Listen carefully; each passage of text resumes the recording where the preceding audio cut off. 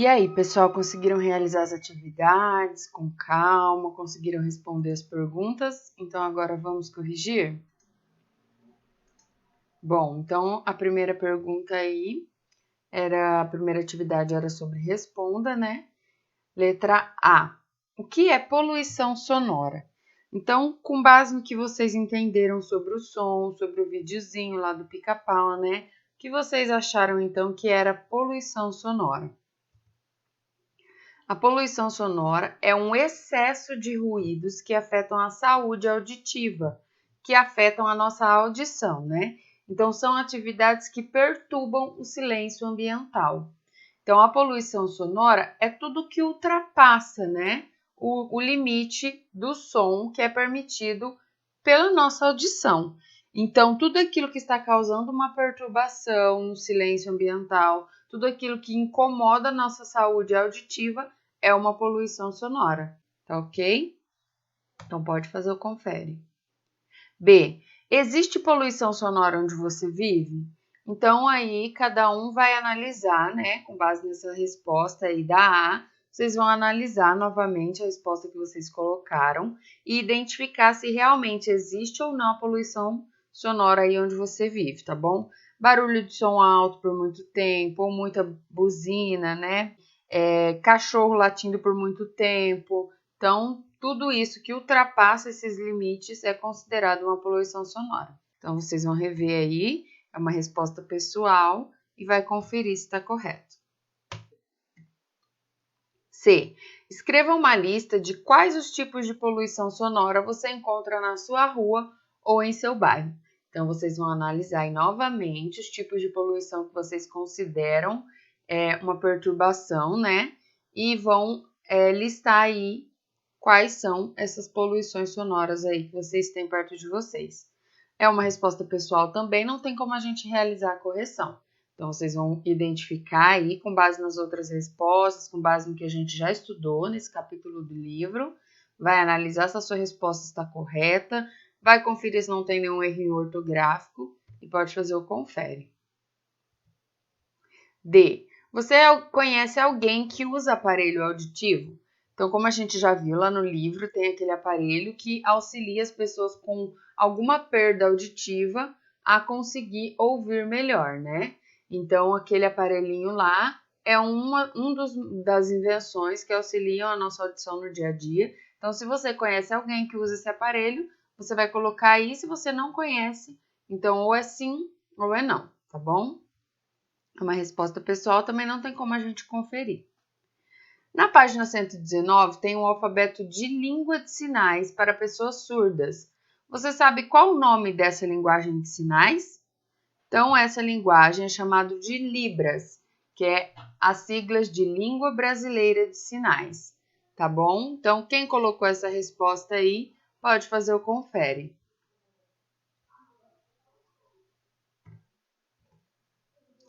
E no nosso livro de ciências, aí nas páginas 119 até a 124, nós tínhamos algumas atividades para responder. Então, 5. Observe como são apresentadas as letras do alfabeto em libras.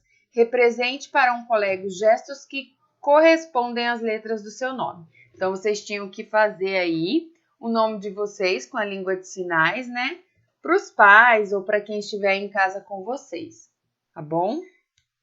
E depois poderiam até brincar também de fazer outras palavrinhas aí na B, de alguém fazer para você tentar adivinhar. Então, essa era a atividade. Na 6, então, vocês tinham que decifrar os nomes representados em libras que foram usados para preencher a cruzadinha. Então, aí na número 1, Lucas é o primeiro nome. 2, Daniela. 3, Cris. E 4, Miguel. Então, quem acertou os nomes aí, pode fazer o confere. Na número 1, com base no que você estudou, complete o cartaz abaixo com frases sobre os cuidados que devemos ter com a visão e a audição. Então, nós já falamos aí sobre equipamentos de proteção, né? Nós falamos sobre os cuidados que a gente tem que ter com a nossa visão, com a nossa audição. A gente ainda está falando, mas a gente já começa a entender um pouco sobre isso, né? Então, vocês vão fazer aí uma frase ou duas frases que vocês acham importantes e que demonstrem o cuidado com esses nossos dois sentidos aí. Então, também é uma resposta pessoal, não tem como a professora corrigir com vocês, mas vocês vão identificar. Quem tiver dúvidas, né, ainda, pode voltar lá no livro, dar uma olhadinha, tá? E fazer uma frase aí bem interessante em relação a esses nossos dois sentidos, tá? Então, confere aí a frase de vocês, vê se não tem nenhum erro de português, e daí pode fazer o confere. Na 2, vocês tinham que observar as imagens e decifrar quais eram as palavras que estão apresentadas com o alfabeto em libras aí. Então, letra A, óculos, pode fazer o confere. B, libras. C, orelhas. Então, quem acertou as palavrinhas aí, pode fazer o confere. E na 3, no caderno de vocês tinham que escrever uma frase para cada uma dessas palavras. Então, uma frase com óculos, uma frase com libras e uma frase com orelhas. Lembrando que vocês já são o terceiro aninho, quero frases bem completas, frases bem elaboradas, nada dessas frasezinhas fraquinhas, tá bom? Então, é uma resposta pessoal também, vocês vão conferir aí se tiver tudo ok, se as palavrinhas estiverem escritas corretamente. Na 2, era uma resposta oral, tá? Então, vocês tinham que conversar aí sobre o homem que se apresentou à corte. Ele era realmente um mágico? Argumente a favor do seu ponto de vista com os colegas. Então, quando a gente fala para alguém argumentar, é, na verdade, expor o seu ponto de vista. O que você pensa sobre isso? Então, a gente está conversando sobre cores preferidas. Ah, eu gosto da cor azul. Ah, eu gosto da cor rosa. Se eu falar assim, você gosta de rosa? Então, argumente o seu ponto de vista. Por que você gosta de rosa? Aí você vai falar, eu gosto de rosa porque a rosa me traz alegria, porque eu fico bem de rosa, porque... Então, eu vou argumentar, eu vou explicar para a pessoa o porquê que eu gosto daquilo. Nesse caso, vocês tinham que explicar para a pessoa por que você acha que ele era um mágico de verdade. Ou porque você acha que ele não era um mágico, tá bom? E na 3, como a gente tinha que colocar a resposta dos amigos e nós não estamos em sala, então eu pedi para vocês colocar o ponto de vista de vocês em qual dos balõezinhos que se encaixa aqui. Então, quem achava que ele realmente era um mágico, ia colocar a resposta aqui, e quem achasse que ele não era mágico, ia colocar a sua resposta aqui. Tá bom, pessoal? Então, também é uma resposta pessoal, não tem como eu auxiliar vocês aí nessa resposta, tá? Pode fazer o confere se tiver tudo ok. E na 4, a gente tinha que ajudar a escrever o dicionário científico das crianças. Nos espaços abaixo, explique os seguintes termos do texto. Então, tinha 2 termos aí, que é uma palavra até um pouco difícil para vocês compreenderem, e por isso que a gente tinha que procurar o significado dessas palavras, até para a gente entender um pouco mais do texto. Então, tinha aí, dinastia. Dinastia é uma sequência de familiares que se sucedem no trono. Então, quem está lá agora é uma família real, a família que virá depois deles é a próxima dinastia, tá bom? E supersticioso. Então, quem colocou uma resposta parecida ou igual pode fazer o confere. E supersticioso. O que é supersticioso? É quem tem muitas superstições, que tem crenças em presságios e sinais sem base na razão. Ou seja, ele sente alguma coisa, ele acredita que ele consegue sentir, que ele consegue ter algum tipo de visão, né? Então, são pessoas que têm superstições, que acreditam que uma coisa vai trazer sorte ou outra, etc. Então, quem colocou uma resposta igual ou parecida pode fazer o confere. 5. No texto, que palavra é usada como sinônimo para governante? Então, sinônimo são palavras que possuem o mesmo significado, que querem dizer a mesma coisa. Então, o que lá no texto quer dizer governante? Imperador. Então, o imperador é quem governa ali naquela situação, tá bom? No caso, ele era um governante, certo?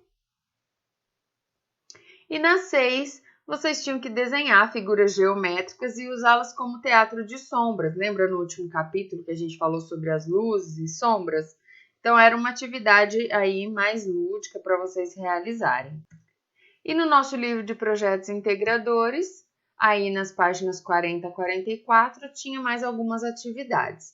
Então, aí, nessa primeira página, era oral, né? Vocês tinham que observar as perguntinhas e responder oralmente aí, analisando essa forma de representação aqui dos decibéis, trocando ideias. Observe a imagem, converse com os colegas e o professor. Dos espaços que você frequenta, em quais sente desconforto acústico? Então, o desconforto é a partir do momento que a gente não se sente mais confortável com aquele som, né? Então, aqui está um conforto acústico, ó, até o verdinho. Isso significa que até aqui, ó, a gente ainda consegue tolerar. A partir daqui já começa a gerar uma irritação e aqui a irritação vai aumentando consideravelmente. E a partir do vermelho já são riscos de danos à saúde. Então, o que gera aí um desconforto para vocês?